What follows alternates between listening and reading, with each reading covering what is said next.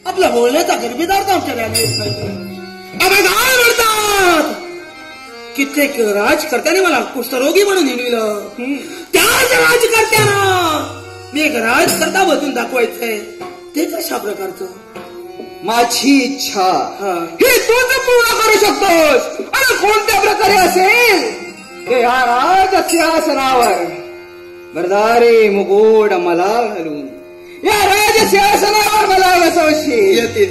त्याच वेळी हा संपूर्ण जगतात ज्यांनी माझ्यावर लाथा मारिला त्यांना मी दाखवून देईन एक राजकर्ता म्हणून मी या राजगादीवर बसलोय. येते देव, ज्या राजकर्त्याने आपल्याला हेळविलं त्यांना राजगादीवर बसून तुम्हाला दाखवायचंय. मग काही दिवसासाठी या राज्यात राजगादीवर मी तुम्हाला अधिष्ठित करीन आणि त्या राजकर्त्यांना दाखवून देईन की एक सामान्य माणूस सुद्धा राजगादीवर अधिष्ठित होऊ शकतो. यासाठी काही दिवसासाठी या राजगादीवर तुम्हाला अधिष्ठित करू शकेल. निश्चितच. पण राजगादीवर मी बसतोय, या राजगादीचा उपभोग घेण्यासाठी तत्पर झालायस खरा. पण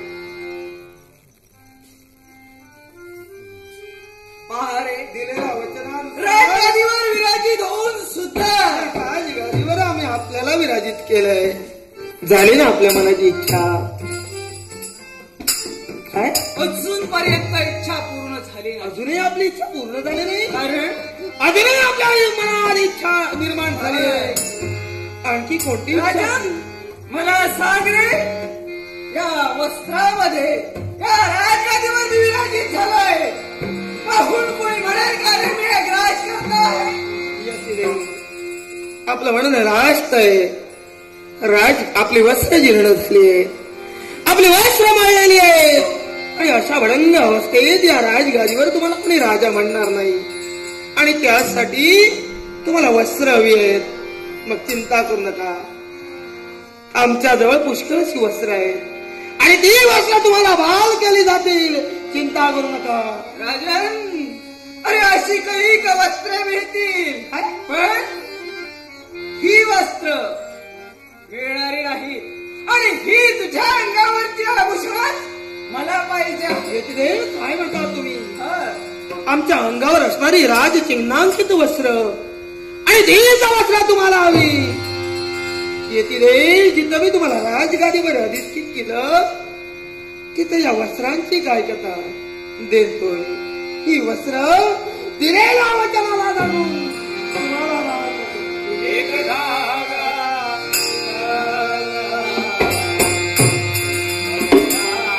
राजकर्त्या चांडाळा, काय वाटलं तुला? मी म्हणजे कोण? सर्वसामान्य. सोडणार आहे तुला.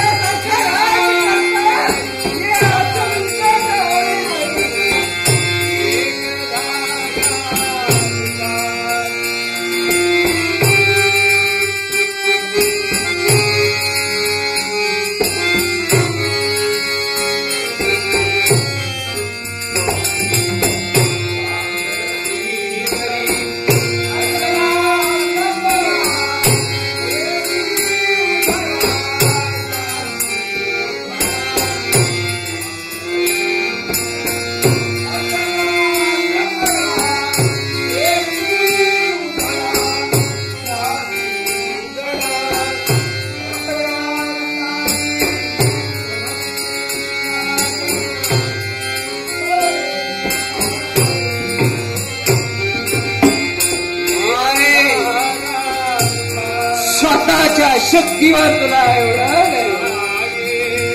हा गर्व पायी तुळशी दुरीन. त्याच वेळी मी कोण हे तुला पटवून देईन.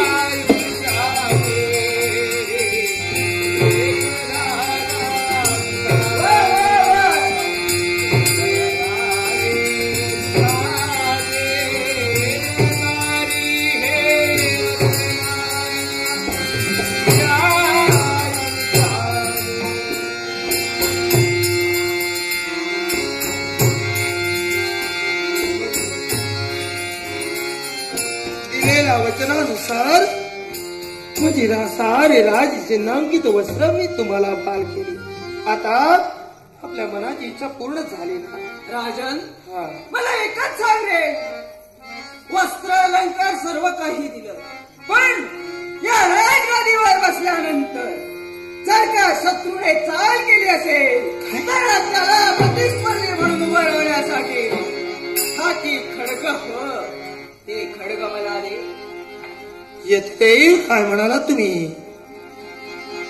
राजगादीवर अधिष्ठित झाल्यानंतर जर का परकीय शत्रूचा हल्ला झाला तर तो हल्ला परतून लावण्यासाठी स्वतःच्या कमरेला विळका घालून बसणारी तारिणी, आणि तीच तारिणी तुम्हाला हवी.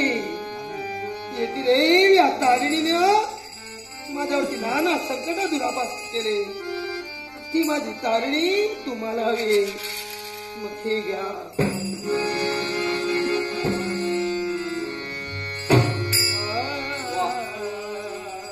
आज या राज्याचा राजकर्ता मी झालोय. पण राजन, आज या राजगादीवर तुम्ही अधिष्ठित झाला आणि राजा सोमकांत एक भडंग भिकारी झालाय. आता यापुढे तुम्हाला देण्यासाठी माझ्याजवळ काही नाही. राजन, तुम्ही आनंदित आहात ना? मी आनंदीचं पूर्णत्व केव्हा होईल? काय? जेव्हा पहा रे, मी राजगादावर विराजित झालोय खरा, पण माझी वाम बाजू रिक्त. यतिदेव, समजले मी.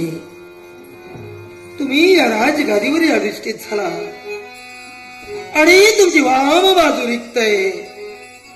वाम बाजू रिक्त याचा अर्थ किंवा वाम बाजूला बसण्याचा अधिकार पत्नीला असतो, आणि ती तुमची पत्नी तुमच्यापाशी नाही, आणि म्हणून तुम्हाला पत्नी सुख घ्यायचंय.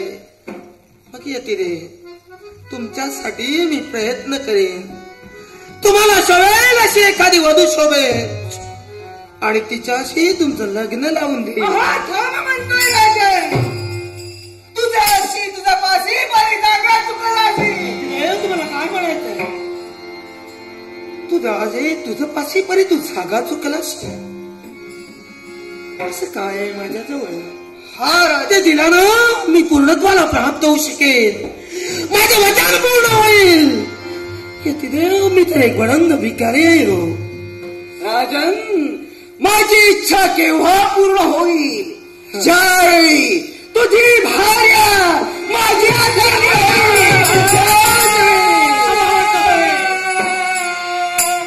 सहज बोलून गेला तुम्ही. राजा, माझी इच्छा केव्हा पूर्ण होईल? तुझ्या भार्याचा माझ्या हाती घाल तेव्हा पूर्ण लक्ष्मी म्हणाला. शक्य नाही हो. शक्य नाही. ठीक आहे राजा, झोपा नाही पूर्ण करू शकत. माझी इच्छा पूर्ण करू नकोस. तुला क्षमाही केली, पण या राज्याचा त्याग करून संपूर्ण जगताला सांगेल. हा राजा, आता रस्ता.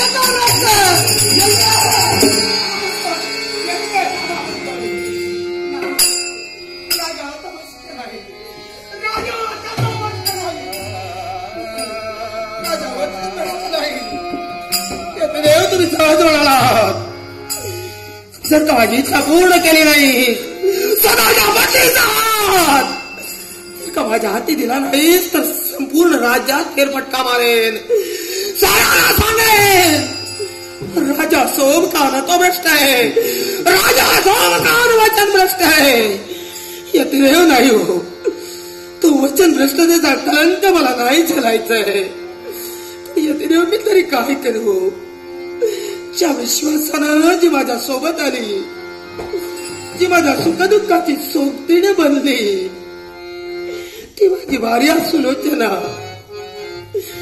तिला मी कोणत्या तोंडाने सांगू तिचं रक्षण करण्याचं वचन? ज्यावेळी ती सप्तपदी चालू लागली त्यावेळेस वेळी राजा सोमकांतानं तिला दिलं.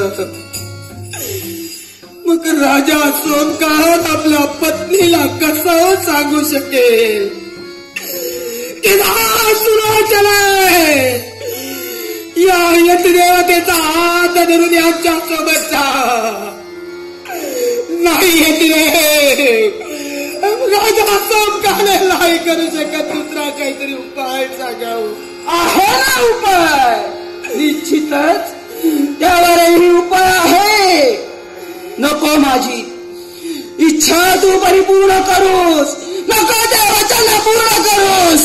होऊ दे वचन भ्रष्ट, पण हे वचन भ्रष्ट केलेलं तू तुझ्या गुरुदेवतेला सांगणार. मी सांगेन.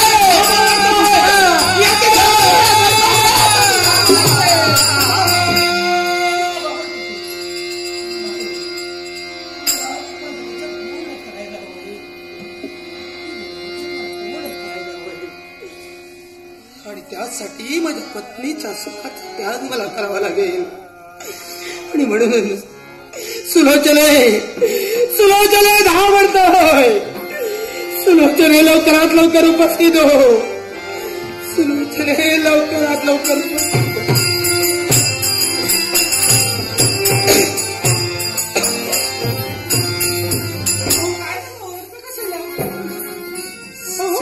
सुलोचना काय झालं ते तरी सांगा.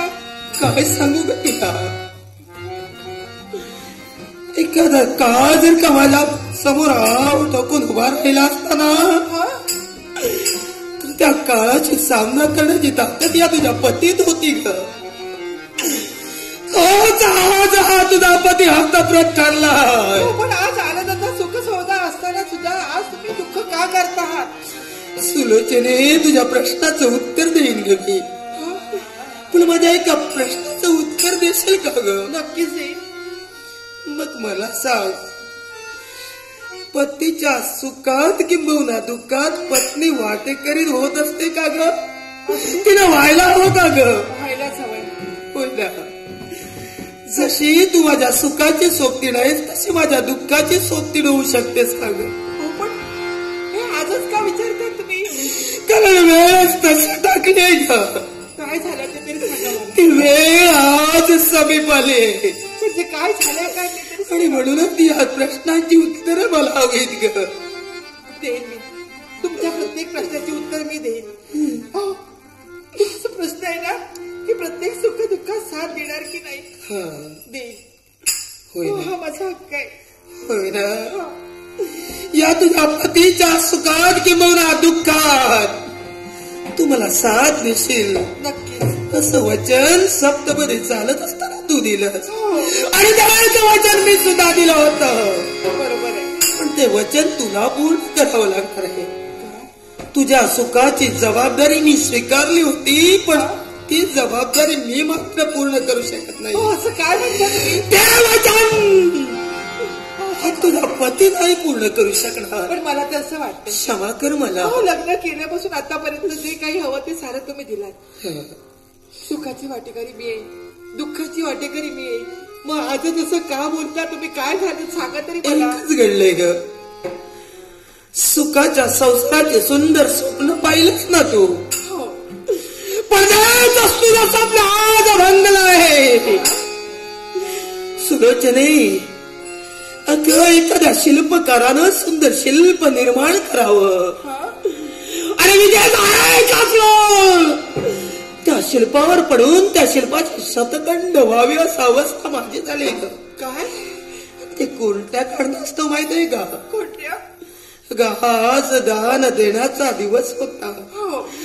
जो कोणी अतिथी अभ्यांग देईल त्याच्या इच्छेनुसार दान देण्याचा माझा संकल्प. त्याला जे काही हवं असेल ते आपण देऊ शकतो. आणि तो संकल्प पूर्ण करत असताना की यती देवता इथं आली. यती देवता आली आहे. आणि त्याच यती देवतेनं माझं वचन घेतलं ग. वचन. त्या वचनात तुझा पती जगवंद झाला आहे. ते जर का वचन मी पूर्ण केलं नाही ना तर या तुझ्या पतीच्या माती तो कलंक असेल. मग सांग तुमच्या माती येणार नाही. तू कलंकित पडाचं जीवन मी जगू का ग. यतीरायांना काय हवंय. काय हवंय. काय हवंय. आपल्या राज्यात आहे ना ते.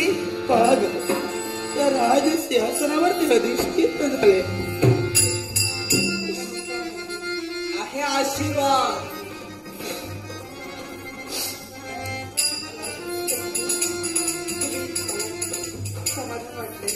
सुलोचना, त्यांना जे हवंय ना ते आपल्या राज्यात आहे ना, आहे देण्यासारखं आहे ना, पूर्णपणे देण्यासारखं संकोच आहे. का करतात? मी देऊ का त्यांना? सुलोचने, हा, तुला ऐकायची जिज्ञासा आहे ना? हो. काय हवंय? त्याला काय हवंय ऐकण्याची जिज्ञासा असेल तर स्वतःचा काळी घट्ट कर. काय?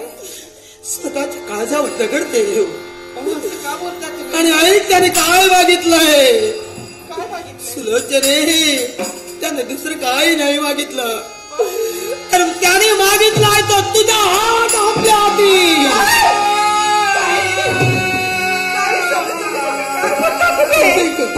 कसं शक्य आहे?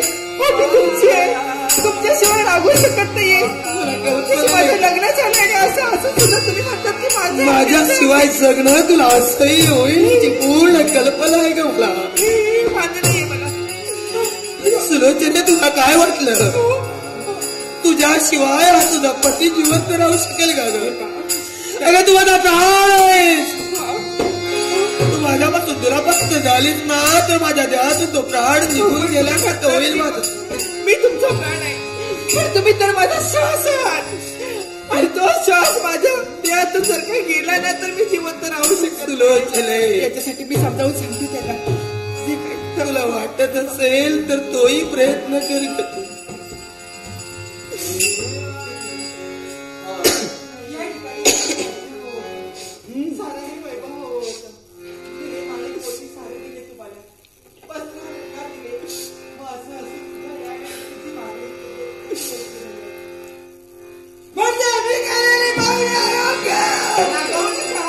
तुला काय म्हणायचं आहे?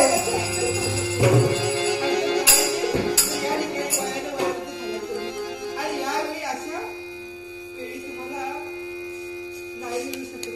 मी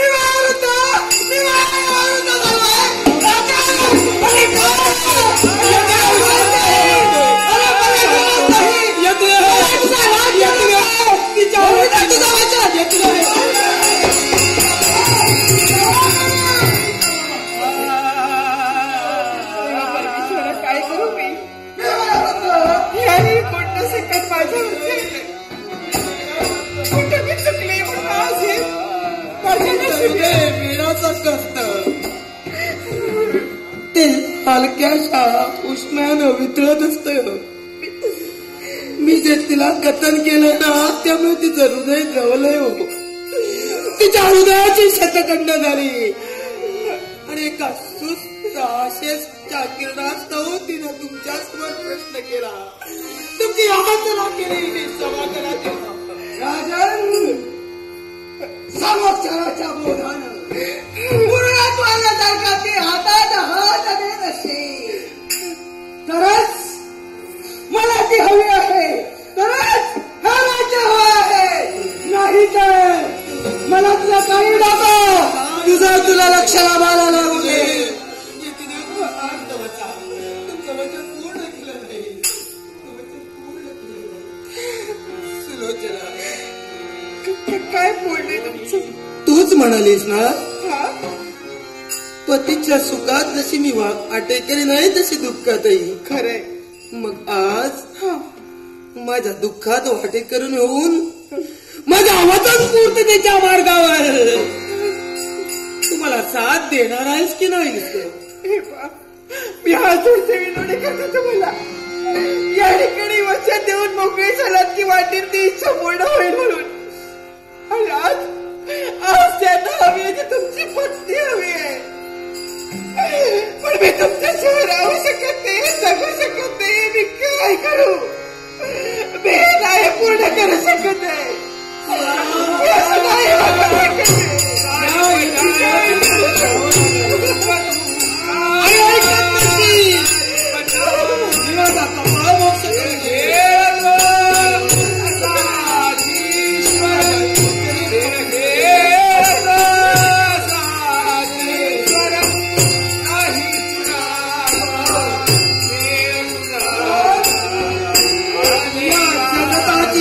पती पतिव्रता आपल्या पतीच्या वचनासाठी आपल्या सर्वस्वाची होळी करण्यासाठी तत्पर झाले.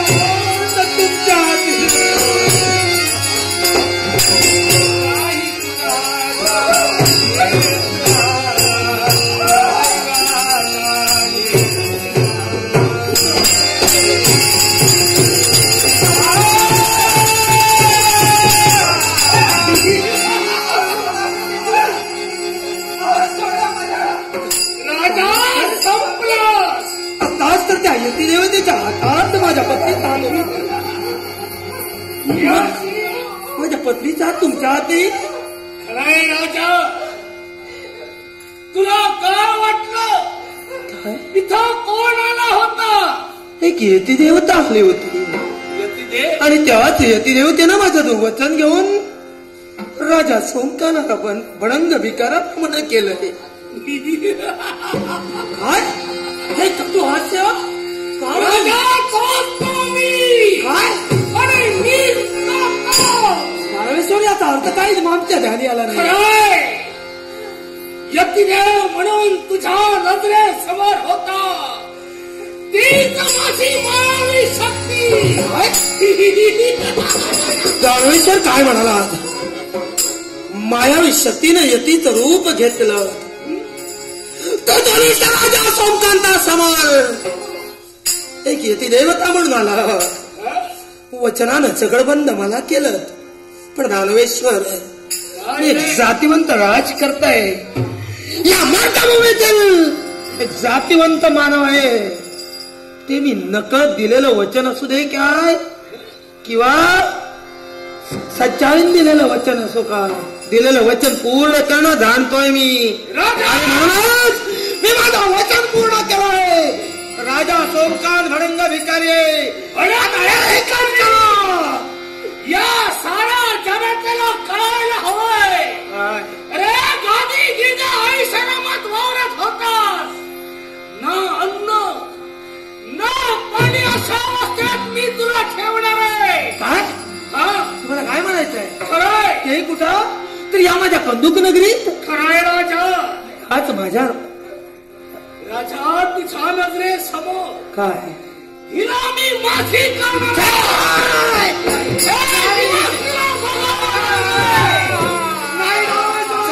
कारागृहाच्या ठिकाणी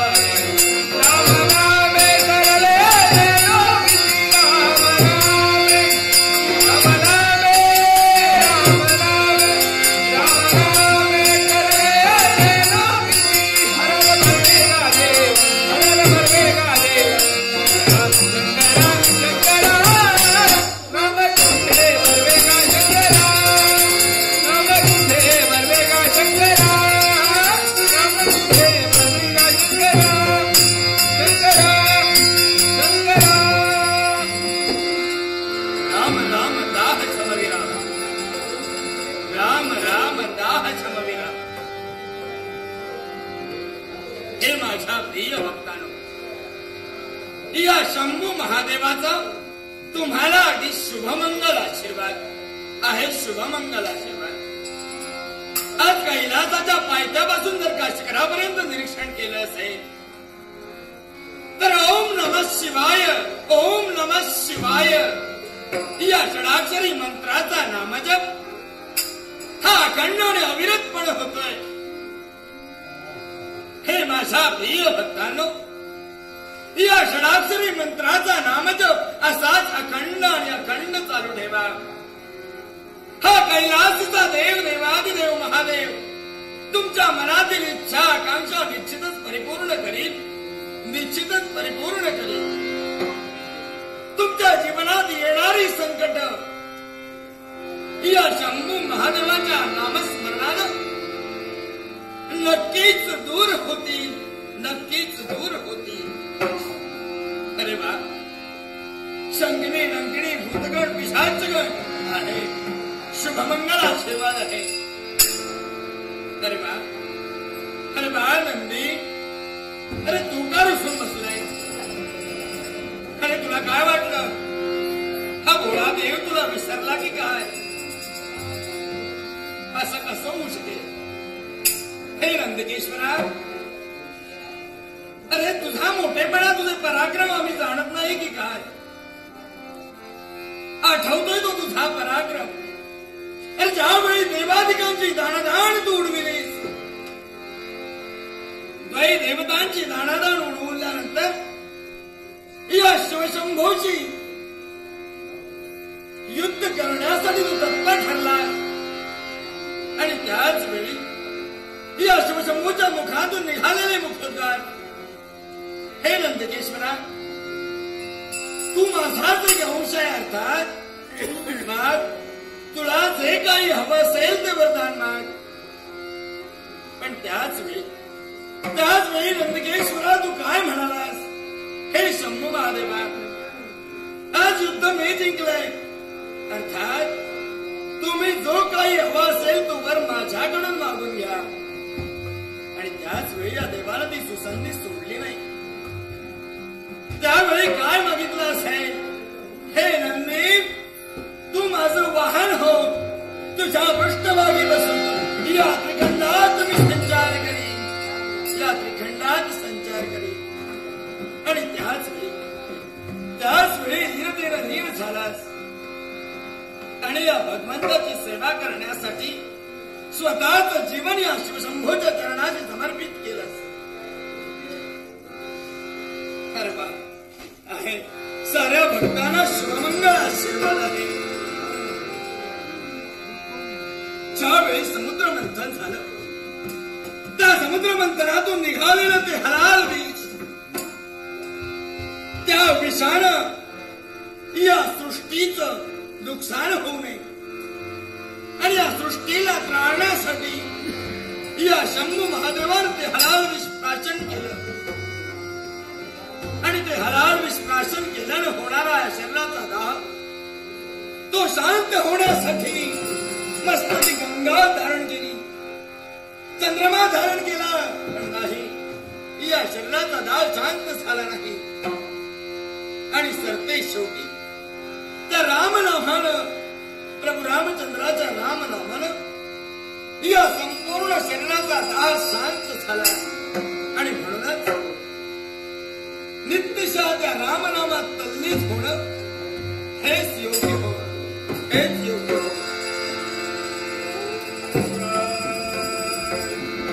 ओम नमः शिवाय, ओम नमः शिवाय, ओम नमः शिवाय, नमः शिवाय. होय की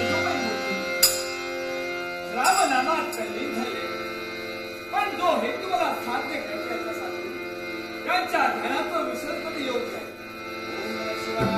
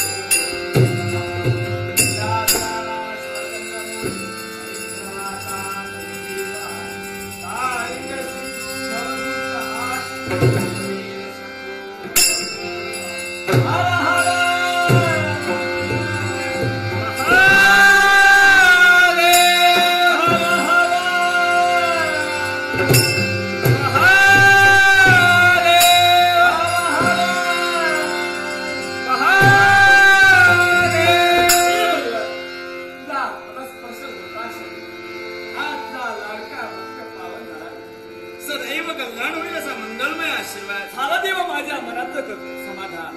देवा तुझं दर्शन कित्येक दिवसांनी झालं, माझ्या मनाचं समाधान झालं. पण मी माझी जबाबदारी पार पडतो, पण तुम्ही देवता मात्र तुमच्या जबाबदारीपासून सांगणे. या कैलासापर्यंत कित्येक दिवसांनी तुझं आगमन झालंय. ते सहज की मुद्दाम तुझं येणं झालंय. मग नरदा भाई यासाठी आलं नाही, कारण तुम्ही देवता तुमचा तेव्हा नवीन तुम्हाला प्रसंग समीपाला म्हणून तुला जागृत केलं आहे. जर का वेळीत जर काही जागा सोडली असेल, तुमच्या देवतांचा कुठेपणामुळे जाणार नाही. नरदा मुखातून मुखोद्गार बाहेर पडतंय. देवतत्वाला करंट लागलाय. मग सांग, अशी कोणती गोष्ट जी या देवाच्या दृष्टीआड घडली? ज्यावेळी कौलाला दिवसापूर्वी नामकरण केलं, कौलाला दिवसापासून अन्नाचा नव्हतो पाण्याचा ठेवलेले भाषण केले. राजकर्ता राजा कंदूरचा राजकर्ता तेव्हा तिच्यावर अविरुद्ध प्रसंग निर्माण झाला आहे. जर का वेळी जर का तिथपर्यंत पोहोचता असेल, त्याला संकटापासून नष्ट होऊन तुझी वाहती कमी होणार आहे. म्हणजे तोच कंदूरचा राजकर्ता राजा सोमकांत याच्या जीवनावर संकट आलेलं आहे आणि याच्यासाठी कावळेस त्याचा विचार करता देवाला त्याग करून त्याच्यावर संकट दूर करणे हे तुझा कर्तव्य आहे. मग असं जर का असलं असेल तर भक्तांच्या रक्षणासाठी